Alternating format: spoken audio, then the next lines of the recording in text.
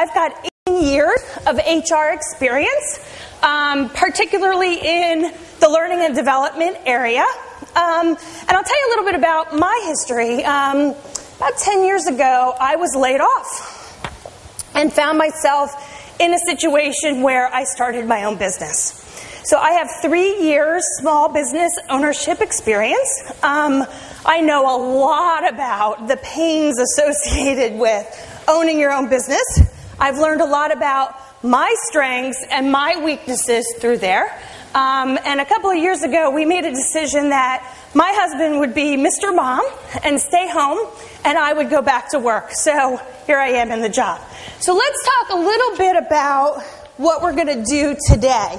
And I'm going to have you actually just pair up real quick and talk to each other a little bit differently than Roz had you talk to each other. Roz talked a lot about tips related to networking. I'm going to provide you with a technique.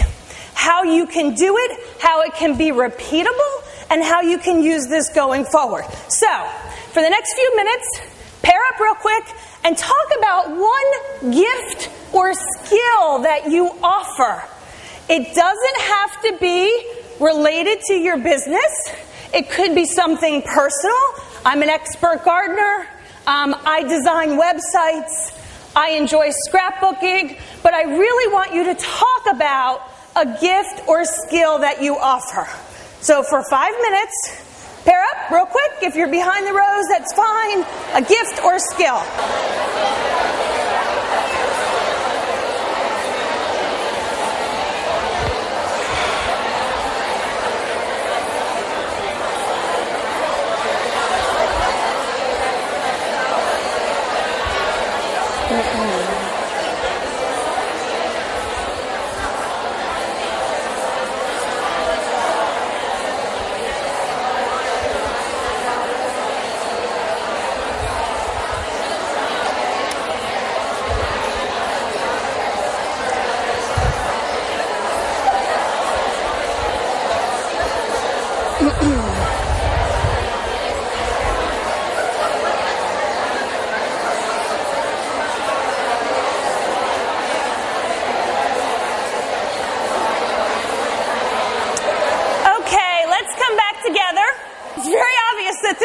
To talk about themselves. That is awesome. Keep that in mind as we walk through the next couple of slides. What we're going to talk about today, we're going to have some active participation.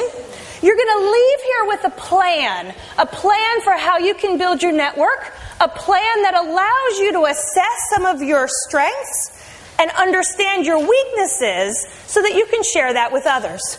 And then we're going to talk about how do you form the beginnings of a larger network.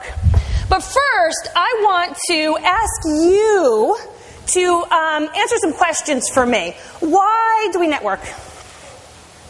Why is it important? I'm sorry?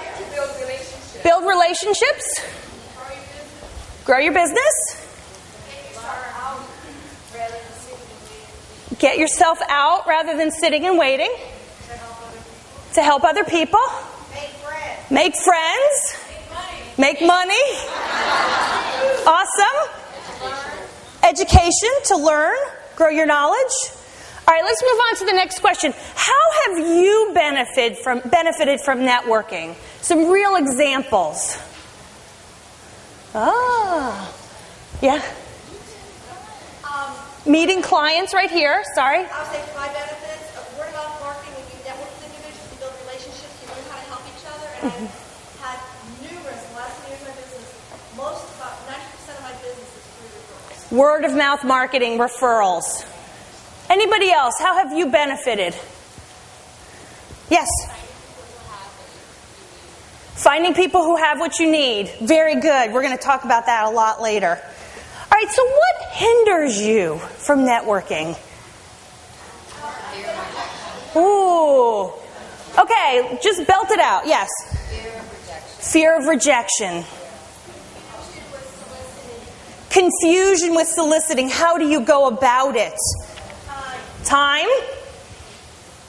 Yes? Not having the appropriate venue. So the place to connect. Okay, good. Let's move on. And we're going to talk a little bit about what networking is and what networking isn't. And I'm going to emphasize what Roz said earlier. Networking is about knowledge. It's about sharing, and it's about connecting. Networking is not selling. If you confuse these two things, you will not be successful in either one. So it's very important that you separate the two. Networking will absolutely result in new business, but you need not try to make a sell when you're networking. It's about the giving, the receiving, and the sharing. Okay?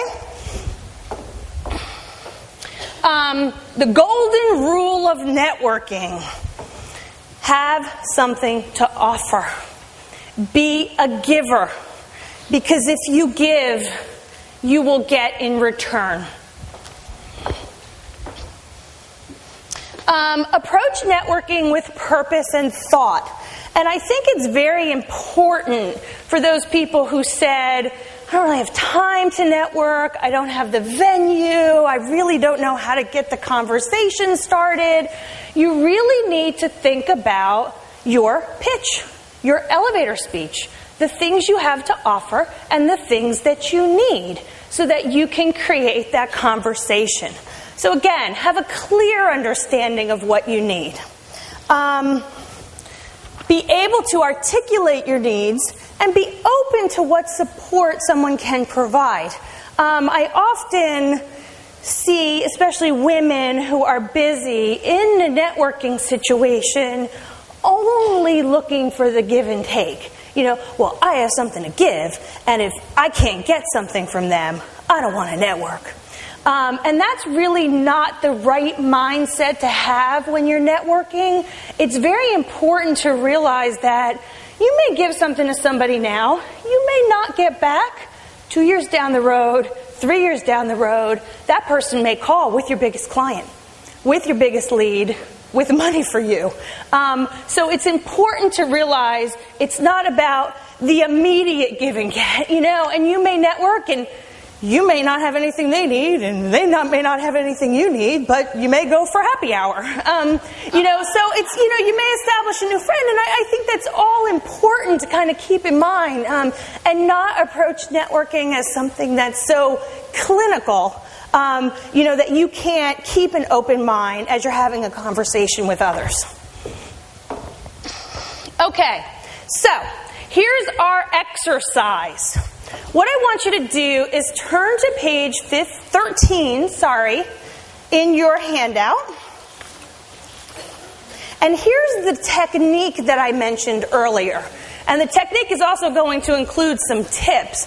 But I think this is a great way for you to start to build your skills inventory and for you to understand what are some of the things you're good at, what are some of the things you need, and who can help you with those things. So, as I go through these slides, I'm actually going to ask you to fill in this chart. To think about as much as you can as we walk through it. Because what I'm going to do a little bit later is, rather than breaking you into small groups and kind of being in the aisles, we're going to share amongst the whole group with each other about some of these things. So you can not only learn from the people who are sitting next to you, but the people who are across the room. So, step 1, focus on what you need. Think through the major...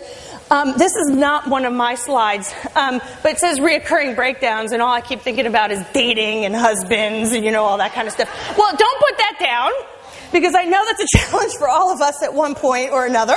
And what I mean here by kind of the areas of concern, I know for me, I have terrible organizational skills. The piles of paper are overwhelming. I don't even want to step in my office, you know, so that would be something that I write down. I'm a people person. I'm a presenter. I do HR consulting and recruiting. I know nothing about finance or accounting.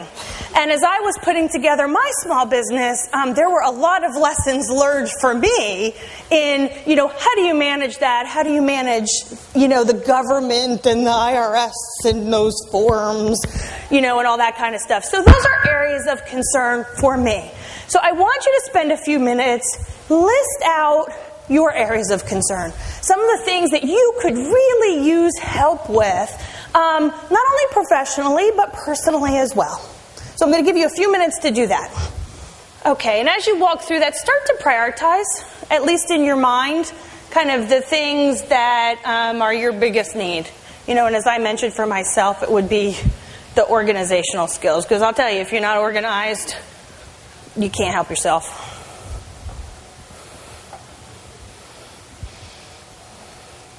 Okay, we're going to continue on. As you're doing that, for each of those items that you are listing, ask yourself, who do you know who can help? For my example, do I know any people who are organizational consultants? If you watch HGTV, Mission Organization, it actually makes me feel guilty. But things like that, or if I'm not good with finances, who do I know that is good? And in my situation, my sister is a treasurer at a bank, so she is good at that kind of thing. So write down their name. 1 or 2 people, that would be fine. Okay, so here's the clicker. If you don't know anybody, you say, oh my gosh, I don't know anybody, for the financial situation or small business, for my case with the IRS forms and the like. Where can you go to find someone who does know about how to help you? So in my situation, I did go to SCORE. I did actively participate with the Small Business Administration. Found tons of actually free help through that group. Again, groups and organizations, family, people at work, people at your child's school. Really important to network with the other parents if you have kids. Okay. Got that? Thinking about it? Okay. Next, indicate when you're going to contact those people. Have it in your mind, I'm going to pick up the phone this afternoon or tomorrow. But again, this helps you build your plan. Step 3, and this is the fun part that you guys were all chatting a little bit about earlier. What are the skills that you have that you can offer to other people? For me, I could tell you how to build a website in 5 minutes. Buy your domain, get your website going, and I'm going to share that with you a little bit later. What do you have to offer? What are some of the things personally and professionally that you do? And I'll give you an example. For me, like I said, I know how to set up websites real quick. A little trick that I learned. Networking with a neighbor, we walk at night, we were talking a little bit about it. She has a master's degree in speech therapy, and she's been working for a school and is looking for a little bit more flexibility in her life and decided, I think I'm going to break out. I'm going to go on my own, be an independent speech therapist. I said, I can help you with that. I could talk to you about the forms, I don't know a whole lot about medical insurance filing, but, we could figure that out. At the same time, my daughter, who's 6 years old, had a problem saying TH. She would kind of put her tongue forward, and it's developmental, not a big problem, but she had said, gee, if you can help me get the web set up, I'll spend, an hour a week with your daughter and help her with her TH problem. Giving and sharing, networking. The two are not necessarily related, but fill the need for me and for my daughter, and also helped her get her presence together in her business. So that's the kind of interconnectivity that you're really looking for when you network.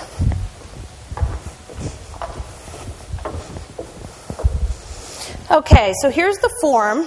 And here's what we're going to do. We're going to do this activity a little bit different than I normally do it.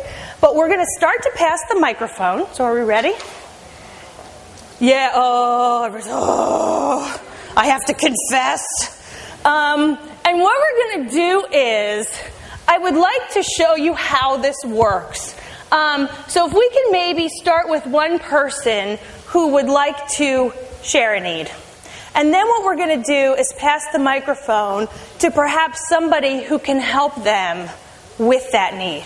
So who's going to be bold enough to get started for us? Yes, over here. Yay!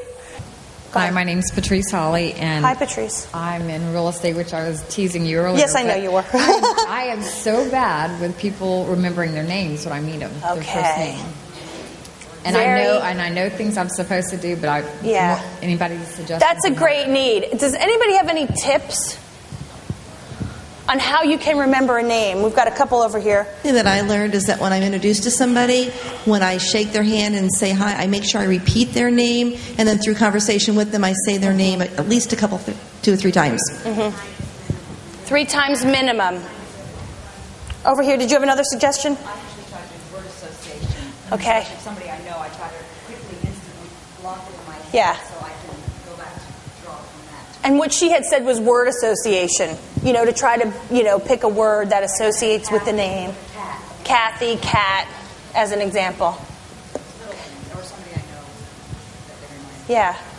Very good. I like to write it down because I'm not good at that either. And I'm in HR, so I, have to kind of remember people's names. So, I will even stop and say, do you mind if I write that down? How do you spell your last name? Because it just really helps me, and people aren't usually offended by that. So, that's another pretty good tip. All right, another need. Yes, right here.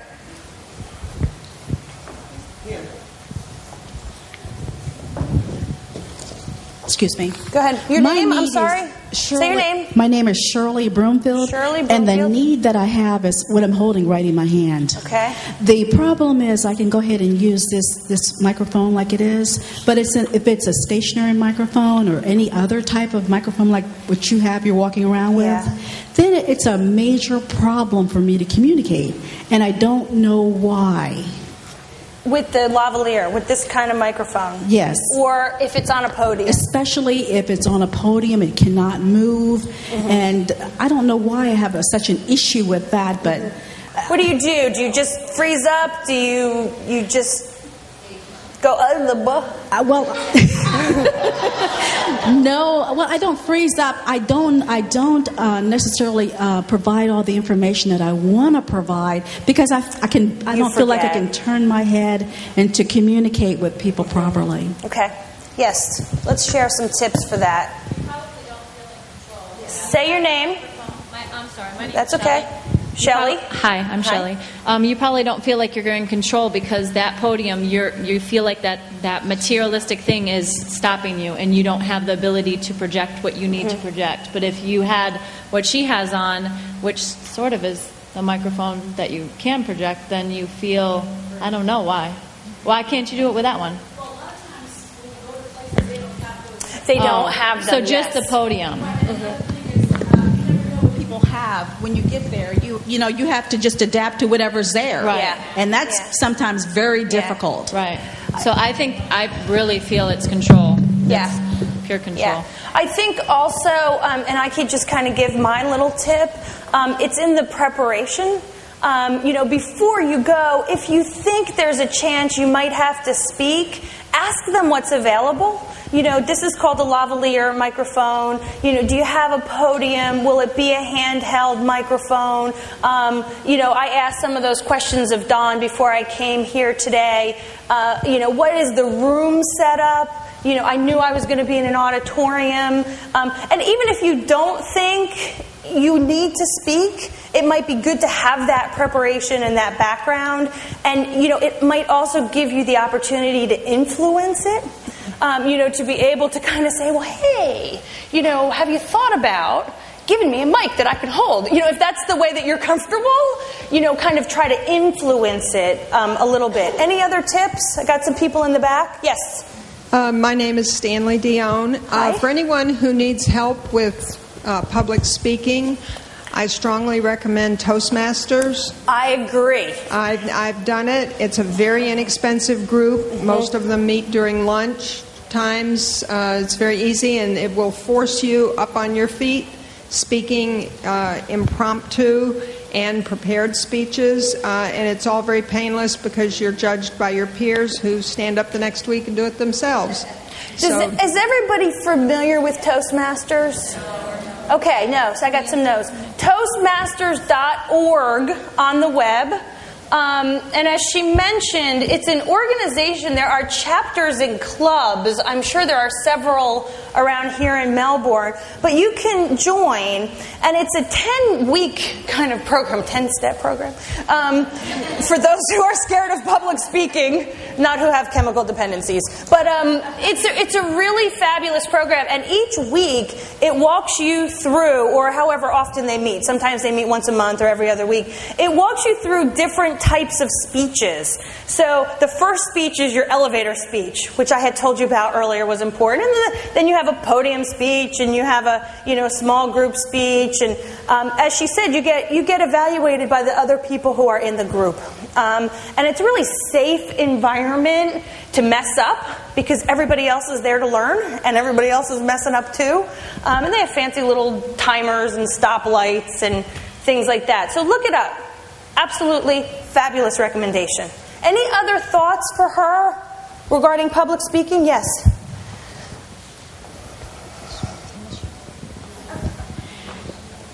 Depending on her need for the public speaking, she might want to completely control it by buying the equipment that she prefers to use. Because if she had the equipment, had the little transmitter and the lavalier, then she could always say, here, plug this in, and she could control her situation. Yeah. And back to your bit about Toastmasters, there's a couple of us here on the front row that have been active members of Toastmasters. Have you? Oh, good. We could give you, if anybody's interested, we could give information about some of the clubs right here in the area. I'm sorry, your name again? Lisa Ryder. Lisa Ryder, up front. So later, if you feel you need it, please see her, and she can get you in touch with the local chapter. All right, let's find one more need. We got one here in the red.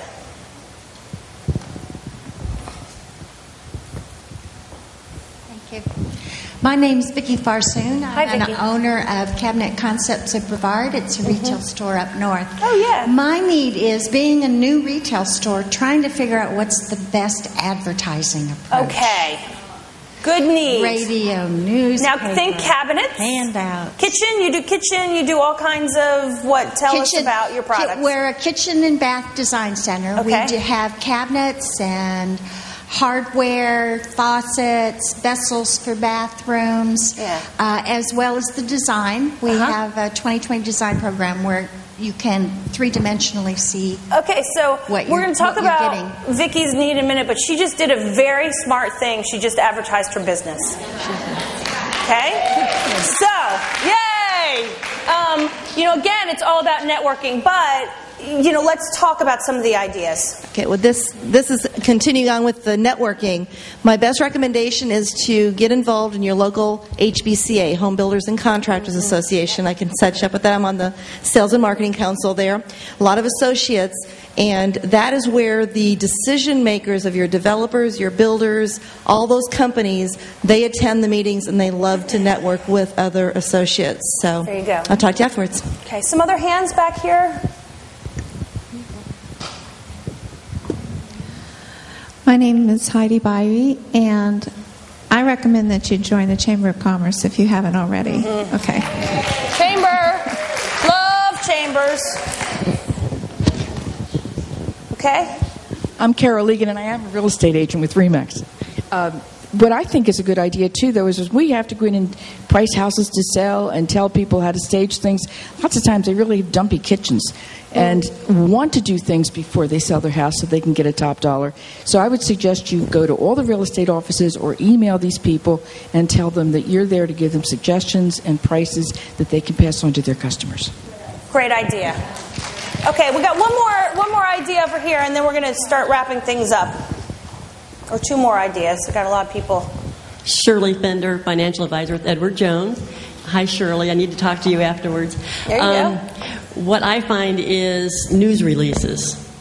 You can send a news release to Florida Today, Hometown News, and they will publish it for free. Oh. and have a seminar, have something like that, and with cabinets, bring in designers, whatever, and you would not believe how many people, how many calls you will get from a free news release.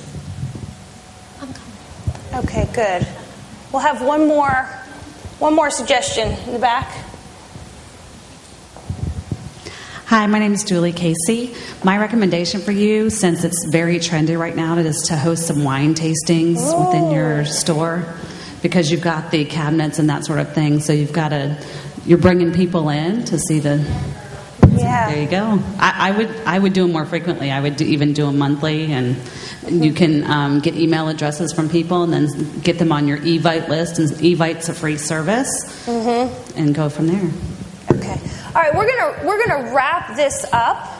But as Roz talked earlier a lot about tips, and I'm going to close with some tips of my own. Do you understand the technique? Will this be useful to you as kind of a comfortable starting place to build your network? So, what I would encourage you to do, I think the sharing today has been outstanding. So thank you to those of you who shared. Please, during the breaks or at the end of the day in the networking session, find 2 or 3 people who you haven't had an opportunity to talk to today or maybe hear from today, and share some of these things. Promise to follow up and start developing the relationship. I think it'll benefit you very much in the long run. Now, a couple other tips of my own. Roz mentioned business cards. Always have them, and I'm a little guilty because I don't have any with me right now. But Vistaprint.com, free business cards. You have to pay the shipping, I don't know, a couple bucks. You could pick from a wide variety of designs that suit your need. They've got thousands of them. And 250 cards, you pay for the shipping at $2.95, something like that. Great tool. Even if you don't have a business and you just want something with your name, address, email, how to contact you, great tool to use. Next, I told you about websites. Register.com. For about $100 a year, which really, as a small business owner is a very minimal investment, you can buy your domain. So for me, I went in, I own LizCorey.com because that's me. And they can also, you can build right online your own website. They have templates. They show you where you type in the information. You follow it right along, and then you click a button that says publish my website. Done. So LizCorey.com, it's not pretty or anything like that, but that's how you can find me. And having a website, having a web presence is a great way to network, especially if you forgot your business card. So I can at least say to you, hey, we don't have a whole lot of time, and for the time constraint thing, visit me online, LizCorey.com, link to my email, shoot me a note, and let's keep in touch. So another great way. Networking online, oftentimes, for me, for the nature of my business that I had being HR consultancy, I wanted to network beyond Florida.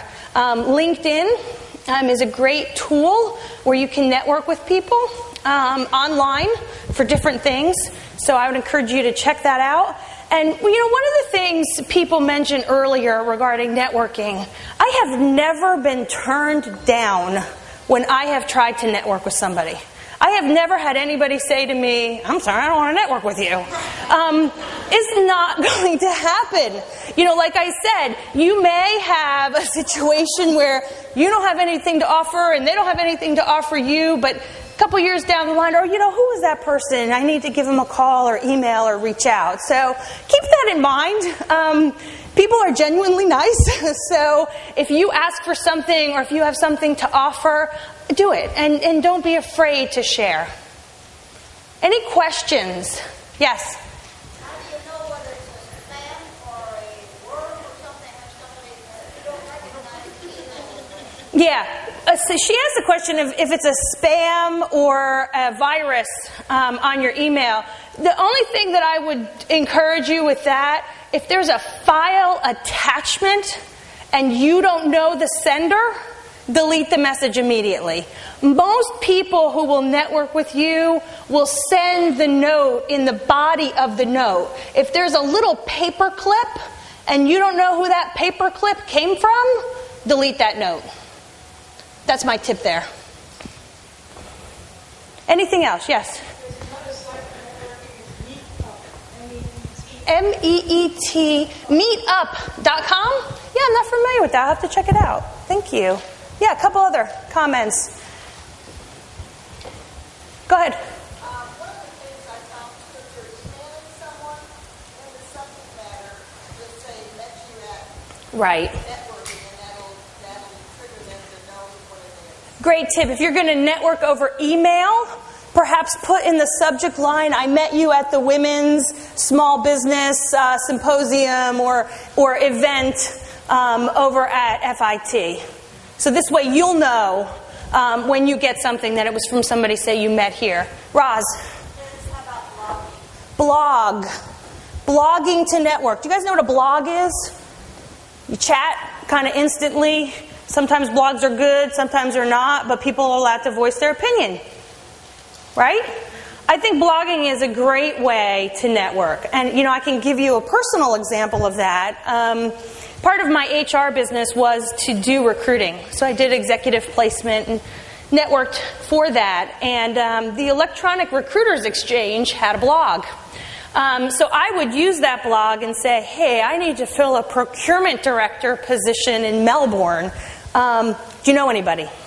And that's a great way to kind of put my need out there, because nobody I knew anybody who was a procurement director. That's not a real need, so you don't have to email me with that. But, that's an example of how you can blog. And, there's blogs around a lot of different things. Around fitness, if you have a fitness business, maybe around organizational skills, so kind of leverage that. Yes?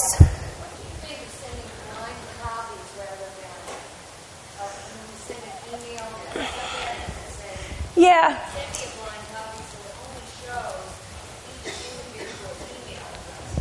Yeah. What she is saying is, have you gotten those emails where there's like 1,000 people listed in there? What is she? I'm sorry, your name? Gail? Great. Gail suggested maybe send that as a BCC, a blind carbon copy, so that when the recipient gets it, they don't see your name and 1,000 of your best friends. Yes? Not only that, if all those emails that are in that body of message, if that person's receiving it, there's a virus within their computer. There you go. It attaches to every single email that you read. So that's a courtesy. If there's a virus in somebody else's computer, you're not sharing. Like germs, right? Yeah. Okay, well, my time is about up here. So I want to thank you very much for your participation. I want to thank Don and the others here. I am such a believer and an advocate of small business, particularly women-owned small businesses. I know what some of those pains are. I know what it feels like when you're successful. So please email me if you have any questions. And my family and I are really looking forward to getting to know the Melbourne area over the next coming months. So thank you very much.